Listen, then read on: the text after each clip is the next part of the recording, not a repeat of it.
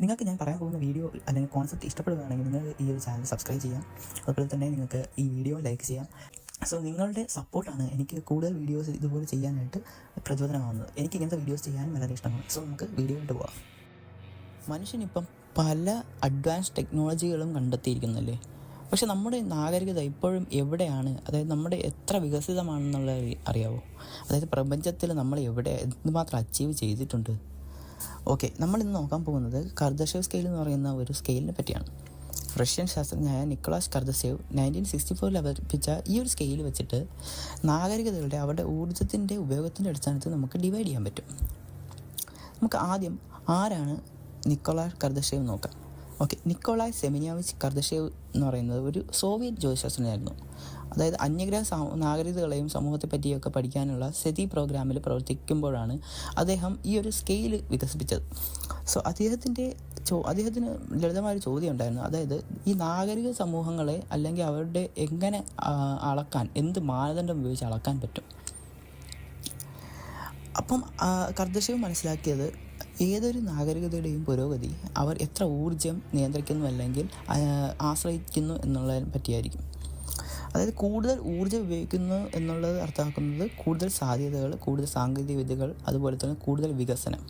Okay, so mainly Kardashev ഇതിനെ 3 ടൈപ്പായിട്ട് divide ചെയ്തു. Type 1 civilisation, type 2 and type 3 civilisations. Okay,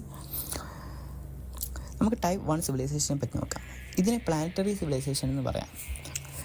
so ഈ ഒരു നാഗരികത അച്ചീവ് ചെയ്യണമെങ്കിൽ, അതായത് അവരുടെ ഗ്രഹത്തിൽ ഉള്ള പൂർണ്ണ ഊർജ്ജ സ്രോതസ്സും അവർക്ക് ഉപയോഗിക്കാൻ കഴിയുന്നതായിരിക്കണം.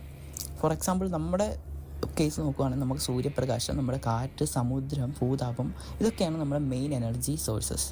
സോ ഇതിനെ പൂർണ്ണമായും നമുക്ക് ഉപയോഗിക്കാൻ പറ്റുന്ന ഒരു ജനതയായിട്ട് മാറുകയാണെങ്കിൽ നമ്മൾ ടൈപ്പ് 1 സിവിലൈസേഷൻ അച്ചീവ് ചെയ്യും. ഈ ടൈപ്പ് 1 സിവിലൈസേഷൻ അച്ചീവ് ചെയ്തവർക്ക് ചില കഴിവുകൾ ഉണ്ടായിരിക്കും എന്നാണ് കർദശേവിൻ്റെ നിഗമനം. അതായത് ഭൂകമ്പങ്ങൾ, അഗ്നിപർവ്വത സ്ഫോടനങ്ങൾ, കാലാവസ്ഥ, അല്ലെങ്കിൽ മരുഭൂമിയെ പച്ചപ്പിലാക്കാം, അല്ലെങ്കിൽ സമുദ്രത്തെ ശുദ്ധീകരിക്കാൻ വരെ കഴിവുള്ള ഒരു സിവിലൈസേഷനായിരിക്കും ടൈപ്പ് 1 സിവിലൈസേഷൻ എന്ന് പറയുന്നു. അതായത് പ്രശസ്തമായ ശാസ്ത്രജ്ഞനായ കാൾ സാഗ്നൻ്റെ കണക്കൂട്ടൽ പ്രകാരം നമ്മൾ ഏകദേശം 0.73 എന്ന് പറയുന്ന ഒരു തലത്തിലാണ് ഇപ്പോൾ ഉള്ളത്. അതായത് ടൈപ്പ് 1 സിവിലൈസേഷൻ ഇതുവരെ അച്ചീവ് ചെയ്തിട്ടില്ല എന്നുള്ളതാണ്. ഓക്കെ, നമുക്ക് ടൈപ്പ് 2 സിവിലൈസേഷനെ പറ്റി പറയാം. ഇതിനെ സ്റ്റെല്ലാർ സിവിലൈസേഷൻ എന്ന് പറയും. ഇത് കുറച്ച് അവിശ്വസനീയമായ കാര്യങ്ങളാണ് ഈ ഒരു സിവിലൈസേഷൻ അച്ചീവ് ചെയ്യുന്നവർക്ക് വേണ്ടി കർദശേവ് പറയുന്നത്.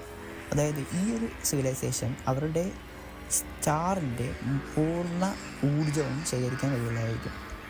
അതായത് നമ്മളുടെ കേസിൽ നമ്മളിപ്പോൾ സൂര്യനെ നോക്കുകയാണെങ്കിൽ സൂര്യനിൽ നിന്ന് വരുന്ന എല്ലാ എനർജിയും നമുക്ക് ഉപയോഗിക്കാൻ പറ്റുന്ന ഒരു സിവിലൈസേഷനായി നമ്മൾ മാറും. സോ ഇത് സാധ്യമാക്കുന്നത് ഡൈസൺ സ്ഫിയർ പോലുള്ള മെഗാ സ്ട്രക്ചർ വെച്ചിട്ടാണ്. ഫ്രീമാൻ ഡൈസനാണ് ഈ ഡൈസൺ സ്ഫിയർ എന്ന് പറയുന്ന കോൺസെപ്റ്റ് ആദ്യമേ കൊണ്ടുവന്നത്. ഈ ഒരു കോൺസെപ്റ്റ് പറയുന്നതെന്ന് വെച്ചാൽ നക്ഷത്രത്തെ പൂർണ്ണമായും ചുറ്റുന്ന ഭീമാകാരമായ ഘടനകളെ നമുക്ക് ഉണ്ടാക്കാൻ പറ്റും.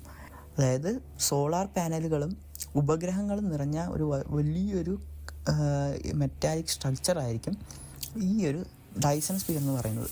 ഇത് നമ്മൾ നക്ഷത്രത്തെ മുഴുവനായി ചുറ്റിയെടുക്കുന്നു. അതായത് നമ്മൾ ഈ ബോളൊക്കെ പൊതിയുന്നത് പോലെ. എന്നിട്ട് അതിൽ നിന്ന് വരുന്ന എല്ലാ ഊർജ്ജത്തെയും വേർതിരിച്ച് നമുക്ക് ഉപയോഗിക്കാൻ പറ്റുന്നു. അപ്പോൾ ഈ ഒരു നാഗരികതയ്ക്ക് എന്തെല്ലാം ചെയ്യാൻ കഴിയുമെന്ന് വെച്ചാൽ, അതായത് അവരുടെ മുഴുവൻ സൗരത്തിൻ്റെയും അതായത് മുഴുവൻ എനർജി ഉപയോഗിക്കാൻ പറ്റുമെന്ന് നാം പറഞ്ഞു. അതുപോലെ തന്നെ ഈ ഇത്രയും എനർജി ഉള്ളത് കൊണ്ട് തന്നെ അവർ നന്നായിട്ട് അഡ്വാൻസ്ഡ് ആയിരിക്കും. സോ അവർക്ക് മറ്റ് ഗ്രഹങ്ങളിൽ കോളനികൾ സ്ഥാപിക്കാനുള്ള കഴിവുണ്ടാകുക. അതുപോലെ തന്നെ ഗ്രഹാന്തര യാത്രകൾ, അതായത് ഒരു ഗ്രഹത്തിൽ നിന്ന് വേറൊരു ഗ്രഹത്തിൽ യാത്രകൾ പോസിബിൾ ആകും. പിന്നെ ചിന്ന ഗ്രഹങ്ങൾ, അതായത് ഈ ചെറിയ ആസ്ട്രോയിഡ് കാര്യങ്ങളിലൊക്കെ ഖനനം ചെയ്യാൻ പോലും സാധ്യമാവുന്ന ജനതയാകും. പിന്നെ പറയുന്നതെന്ന് പറയുന്നത്, അതായത് ഒരു ബ്ലാക്ക് ഹോളുകളുടെ ഊർജ്ജം പോലും ഉപയോഗിക്കാനായിട്ട് ഇവ വളർന്ന് ഇരിക്കാം എന്നുള്ള കാര്യമായിരുന്നു ഈ ടൈപ്പ് 2 സിവിലൈസേഷനിൽ പറയുന്നത്. പിന്നെ വരുന്നതാണ് ടൈപ്പ് 3 സിവിലൈസേഷൻ. അത് കുറച്ച് എക്സ്ട്രീംലി ഇമ്പോസിബിളായിട്ട് നമുക്ക് തോന്നാം. ഈ ഒരു സിവിലൈസേഷൻ്റെ പ്രത്യേകത എന്ന് പറഞ്ഞാൽ അതായത് നമ്മുടെ ഗ്രഹത്തിലെ ഊർജ്ജം നമ്മൾ യൂസ് ചെയ്യുന്ന ടൈപ്പ് 1, നക്ഷത്രത്തിൻ്റെ ഫുൾ യൂട്ടിലൈസ് ചെയ്യുന്ന ടൈപ്പ് 2. പക്ഷേ ഇതിലെന്തായിരിക്കാം? ഇതിനെ ഗലാക്റ്റിക് സിവിലൈസേഷൻ എന്നാണ് വിളിക്കുന്നത് പോലും. അതായത് നമ്മുടെ നാഗരികതയ്ക്ക് നമ്മുടെ ഗാലക്സിയുടെ ഊർജ്ജം നിയന്ത്രിക്കാൻ ഉള്ള ക്യാപ്പബിലിറ്റി വന്നിരിക്കും. അതാണ് ടൈപ്പ് 3 സിവിലൈസേഷൻ. അതായത് ഫോർ എക്സാമ്പിൾ നമ്മുടെ കേസിലാണെങ്കിൽ നമ്മുടെ മിൽക്കി വേ ഗാലക്സി, ക്ഷീരപഥ ഗാലക്സിയിലെ ഏകദേശം 100 ബില്യണോളം നക്ഷത്രങ്ങളുണ്ട്. ഇത്രയും നക്ഷത്രങ്ങളുള്ള ഒരു സ്രോതസ്സിൽ എന്തുമാത്രം എനർജി ഉണ്ടായിരിക്കും എന്ന് നിങ്ങൾക്കറിയാം. അതിൽ നിന്ന് എനർജി യൂട്ടിലൈസ് ചെയ്യാൻ കഴിയുന്നു എന്ന് വെച്ചാൽ അത് അത്രമാത്രം സങ്കല്പിക്കാൻ പറ്റാത്തൊരു പ്രോസസ്സാണ്. അതുമാത്രമല്ല, അത്രയും എനർജി നമുക്ക് യൂട്ടിലൈസ് ചെയ്യാൻ പറ്റുമെങ്കിൽ നമുക്ക് എന്തെല്ലാം ചെയ്യാൻ പറ്റുമെന്ന് കൂടി നിങ്ങൾക്ക് ചിന്തിക്കാൻ പറ്റും. അതായത് ടിപ്പിക്കലി പറയുന്നെങ്കിൽ നമുക്ക് ദൈവങ്ങളെ പോലെ പ്രവർത്തിക്കാൻ പറ്റും. അതായത് നക്ഷത്രങ്ങളെ വേണമെങ്കിൽ അവരുടെ സ്ഥാനമാനം നീക്കാൻ പറ്റും. വേം ഹോളുകൾ പോലും നമുക്ക് സൃഷ്ടിക്കാൻ പറ്റും. സ്പേസ് ടൈം തന്നെ വേണമെങ്കിൽ വളച്ചൊടിക്കാം എന്നാണ് പറയാം. അതായത് ഈ ഒരു ടൈപ്പ് 3 സിവിലൈസേഷൻ അച്ചീവ് ചെയ്യുകയാണെങ്കിൽ